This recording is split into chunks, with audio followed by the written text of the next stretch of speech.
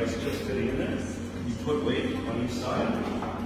And then we have 3 different grips. Close grip, people who are over 6 feet, people who are under 6 feet. So when you engage, we're going to look right here. Put your feet out, get under, get your chest up, and squeeze.